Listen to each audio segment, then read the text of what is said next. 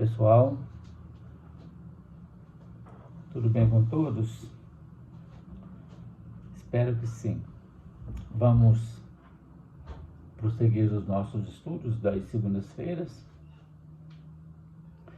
Hoje o nosso estudo é o 73 e nós estamos no terceiro volume do livro Sabedoria do Evangelho do Pastorino. E o tema de hoje é o filho da viúva, narrado por Lucas, capítulo 7, de 11 a 18.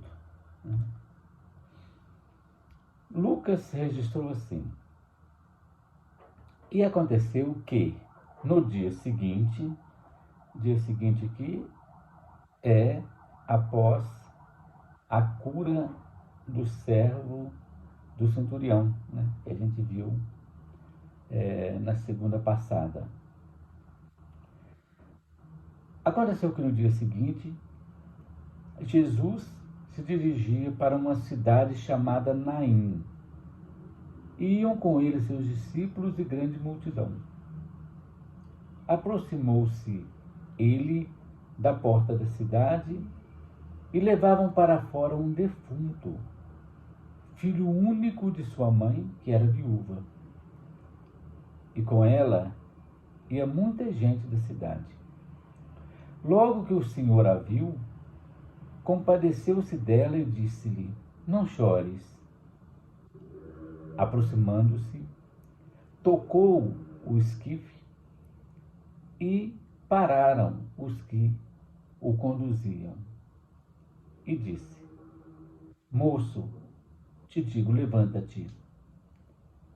E o que estava morto sentou-se e começou a falar. E Jesus o entregou à mãe dele. Todos se atemorizaram e glorificaram a Deus, dizendo: grande profeta surgiu entre nós e Deus visitou o seu povo. Essa palavra espalhou-se por toda a Judéia e por toda a circunvizinhança. Os discípulos de João contaram-lhe a respeito de todas essas coisas. Muito interessante também essa passagem, A vila de Naim, fazendo agora o estudo da lição, ainda hoje existe, quer dizer, essa informação está no livro do Pastorino, então quando o livro foi editado, ainda a vila existia, deve existir até hoje, praticamente em ruínas, Permanece com o mesmo nome. E fica ali perto de Nazaré, naquela região, a 7 horas mais ou menos de Cafarnaum, a localização da cidade. E esse local, segundo essa informação, é o mesmo de Sunem, onde Eliseu ressuscitou o filho da sua hospedeira. Isso está escrito no segundo livro de Reis, no capítulo 4, versículos 18, de 17 até 37. É muito interessante também essa história. O mais interessante, gente, é que no Evangelho não tem nada solto.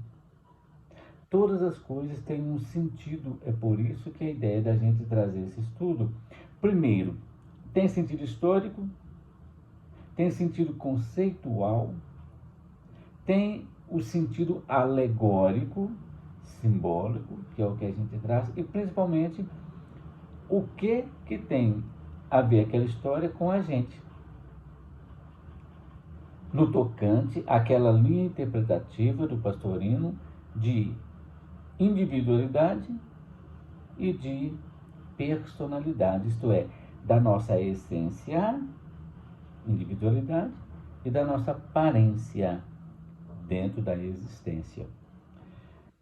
E o fato é bem parecido. Eliseu ressuscitou o filho de Sunamita, lá no Velho Testamento. Sunamita e o marido dela eram pessoas ricas, E todas as vezes que Eliseu é discípulo de Elias e herdou o manto de Elias, vamos dizer assim, e conseguiu fazer grandes feitos semelhantes aos feitos do próprio profeta Elias. Ele então ressuscitou o filho dessa mulher. E essa mulher e o marido dela gostavam tanto do Eliseu que quando toda vez que ele ia lá, que passava perto, ele ficava na casa deles. E eles gostavam tanto do Eliseu que mandaram fazer um quartinho para ele, lá em cima, para que ele tivesse toda a privacidade. E ela, a mulher a sunamita, não podia ter filho. E ele fez uma profecia para ela de que ela iria engravidar. E ela ficou feliz da vida de fato. Ela engravidou, eu estou contando a história resumidamente. Ela engravidou, teve o filho, a maior felicidade do mundo, mas o filho então desencarnou. Morreu, né? Ela pegou o filho dela, colocou na cama onde dormia, né? No quartinho, na cama onde dormia Eliseu passava, né? Passava as pousadas dele. Ela colocou o filho lá e foi atrás de Eliseu, contou a história. Eliseu chegou e fez a ressuscitação do filho. Foi na mesma cidade, na região de Sunem, que aconteceu isso exatamente. Jesus também faz a ressuscitação do filho da viúva da cidade de Naim. Então, os fatos são muito próximos e são muito interessantes. Perder o filho é perder uma grande alegria, né? Tanto no caso da viúva de Naim, quanto da sunamita lá do Velho Testamento. Vamos ver, então, prosseguindo o estudo. Era costume, né, do povo daquela época carregar o morto, né, o defunto, o cadáver, em um tipo de padiola, um esquife, né, coberto por um lençol. Jesus então vê aquilo tudo, chega e toca no esquife, fazendo parar naquele cortejo. E com uma simples ordem desperta o jovem. E num gesto de suprema bondade entrega-o à mãe. Semelhantemente, o que fez Eliseu, assim que o filho ressuscitou, ele entregou o filho caridosamente, bondosamente à mãe dele, né? Em relação ao processo da ressuscitação, há muitas discussões, né, exegéticas. Quando a gente fala de exegese, significa explicações, estudos, exposição a respeito de um determinado tema. E o tema em questão é a ressurreição, ou seja, fazer reviver o cadáver. Ressuscitar, no sentido do conhecimento da época, era reviver o cadáver. É diferente de reencarnar, que o espírito recebe um novo corpo. No processo de ressurreição é o mesmo corpo, né? Inclusive no Evangelho segundo o Espiritismo, eles tratam bastante dessas questões, né? E que confundiam muitas vezes a ideia de ressurreição com reencarnação. Mas isso é um outro tema que a gente vai tocar mais adiante, né? E não há, como a gente sabe, nada de extraordinário no processo de ressurreição. A própria medicina, né, a ciência moderna, usando meios mecânicos, vira e mexe, né, a todo momento faz a ressuscitação de alguém que está, aspas, clinicamente morto, mas ele acaba revivendo. A gente vê isso em várias séries, né, de televisão. Isso só acontece Porque a alma ainda não se desprendeu do corpo. Ou seja, desde que ainda não tenha sido rompido o cordão de prata, quer dizer, aquilo que liga que liga o espírito, que liga o perispírito ao corpo. Se aquele cordão rompeu, aí não há mais o que fazer segundo essa interpretação, né? Há a possibilidade de fazer que o espírito retome o comando daquele grupo celular, reconstituindo o corpo, né? Fazendo viver ou reviver o corpo, né? E para uma criatura evoluída no nível de Jesus Cristo, com a visão clara, segura, percebendo os diversos planos da vida, o plano físico, o plano espiritual, o plano etérico, o plano astral, ele tinha conhecimento, tudo, percebia tudo com clareza. Não era nada difícil ele ver que o espírito ainda estava naquele corpo, estava ligando aquele corpo, então fica mais fácil, né? Por quê? O corpo é constituído por grupos de células especializadas reunidas pela unidade de sua alma-grupo, né? E tem a psique, a alma, a psique, né? Que promove o domínio sobre esse grupo celular somático, coordena tudo isso. E a possibilidade, então, de fazer a volta à vida realmente possível, é tranquilo até, segundo essas circunstâncias, né? Se os órgãos do corpo ainda estão em funcionamento razoável, a psique ou a alma pode retomar a direção desse conjunto de células desde que ele não esteja descontrolado. E aí desperta o corpo, mesmo que esteja, aspas, aparentemente morto num processo de letargia ou de catalepsia, conforme a própria ciência sabe, a doutrina espírita também fala sobre isso, né? Mas, uma vez rompido, isso é importante ficar claro, se rompeu o cordão de prata, aí cada grupo dessas células especializadas vai assumir a sua própria função biológica, transformando em verme, qualquer coisa parecida, e acontece então a degradação do corpo.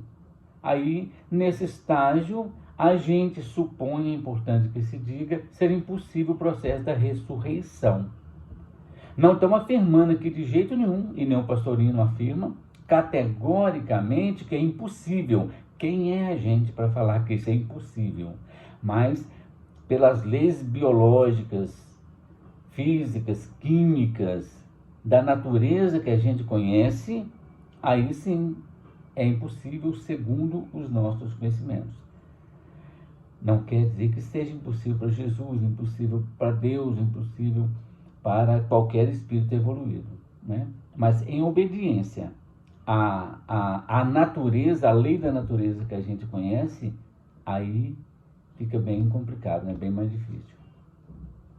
Entendendo, então, a lição no seu sentido profundo, há ocasiões em que o eu real, o nosso eu real profundo, vê a individualidade triste, lamentando-se, porque o seu filho único, isto é, o espírito com letra minúscula, encarnado, a individualidade de cada um de nós, que é o espírito com E maiúsculo, vê que o espírito com E minúsculo ser encarnado está passando por um processo de dificuldade, rígido na indiferença, cadaverizado na descrença, e já está sendo conduzido ao sepulcro, fora de tudo que é belo e que é agradável. Aquele féretro estava saindo de Naim. E Naim significa exatamente belo. Ele estava deixando aquela região, deixando família, deixando os amigos, os afetos, saindo daquilo que é belo e daquilo que é alegre, agradável, né? Então tem todo o sentido, igual a gente fala, né? Diante dessa situação desesperadora, né, para a mãe ou para a individualidade de cada um de nós, esse eu interno, ele resolve intervir para ressuscitar o espírito que estava morto em vida. A pior morte que pode existir é alguém morrer em vida, vamos dizer assim. Morrer para o processo da vida, morrer para o processo evolutivo, né? Tornar-se completamente rígido na indiferença, perder a esperança, né? E já ser conduzido fora daquela região do belo, da região de Naim, para uma situação complicada, né? Nessa ocasião, então, ocorre que o Cristo interno nosso, comovido, toca com seus dedos, vamos dizer assim, a consciência atual, desperta a consciência atual, o cadáver, e detém o cortejo dos vícios, das ilusões que estão arrastando aquele morto para uma sepultura definitiva. Morrer em vida é bem complicado. Então, Jesus, percebendo tudo isso, é semelhante quando a nossa individualidade toma conhecimento de que o ser encarnado está passando por dificuldades complicadas. Aí o Cristo interno dá a ordem imperiosa: levanta-te. Olha que legal, levanta-te. Igualzinho Jesus sempre falou: levanta, toma teu leito e segue, em várias passagens, né? Essa voz de comando, amorosa, irresistível, promove a conversão do espírito com E minúsculo, que, aturdido ao ver o perigo em que estava, ameaçado da própria vida, ergue-se num sobressalto e começa a falar. Claro que isso vai assustar todo mundo.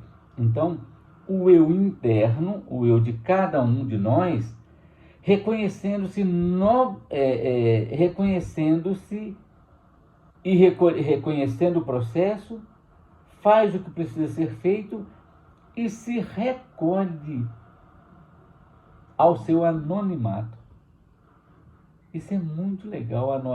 A gente percebe muito mais as nossas personalidades, os nossos vícios, as nossas ilusões, mas a gente praticamente não percebe a beleza que é a nossa individualidade, o espírito que está em nós com E maiúsculo, porque ele está no anonimato. Tudo para nós, tudo que a gente percebe é do ponto de vista ligado à matéria, ligado à sobrevivência terrena, ligado ao próprio processo existencial. E a gente, na maioria das vezes, esquece do nosso processo espiritual.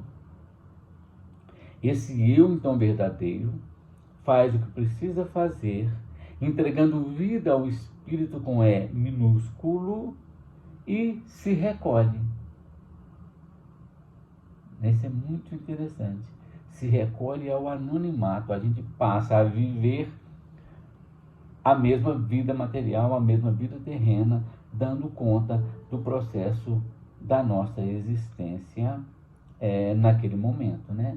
Diante daquilo que ocorreu, então, todos se maravilharam, porque operou um grande prodígio, e o morto, entre aspas, sai da morte para a vida, ressuscitando para o aspecto espiritual.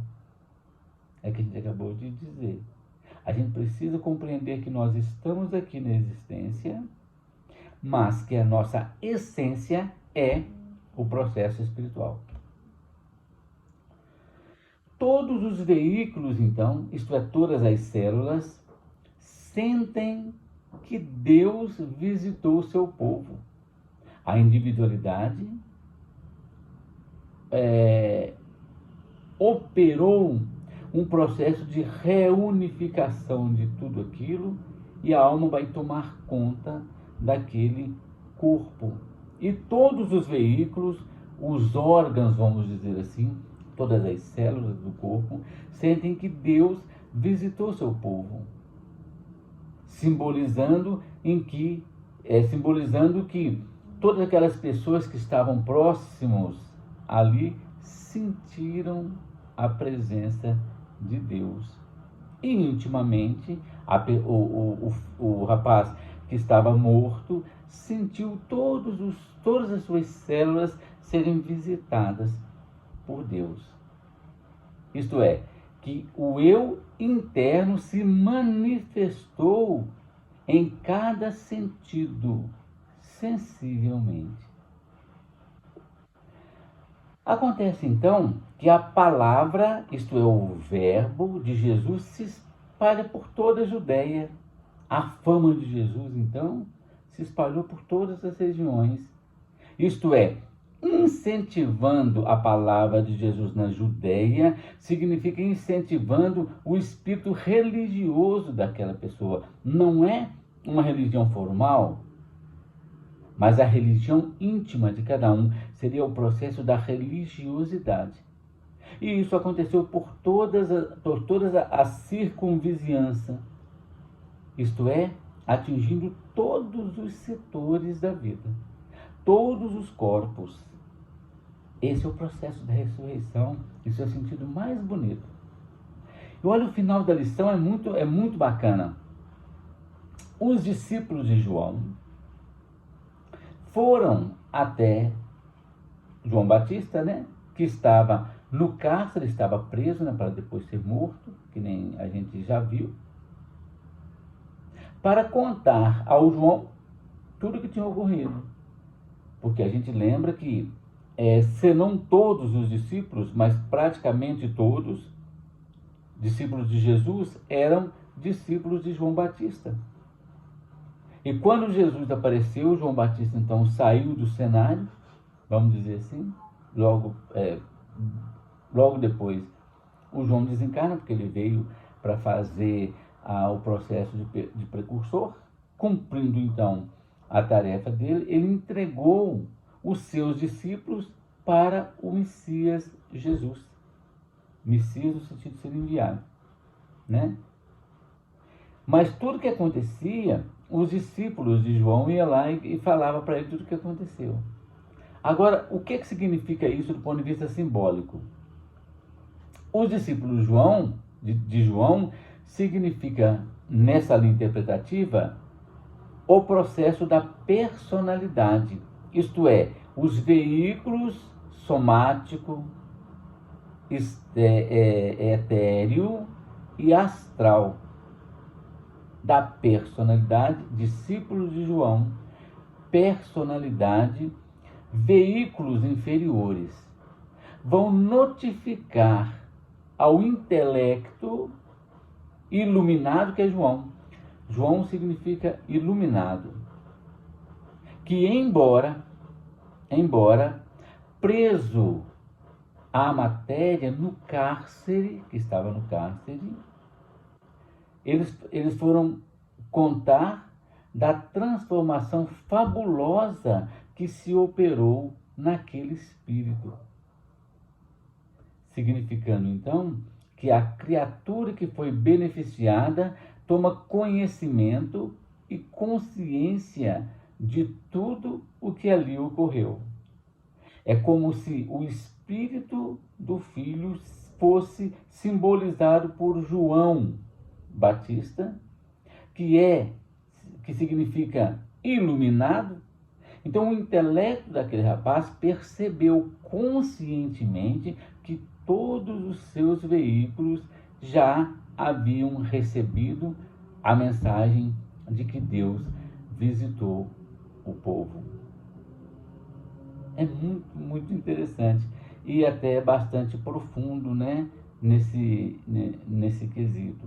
Quando a gente consegue compreender tudo isso, o intelecto de cada um de nós, uma vez iluminado, todos os nossos veículos recebendo e entendendo que Deus visitou aquele povo, aí sim acontece a ressurreição efetiva.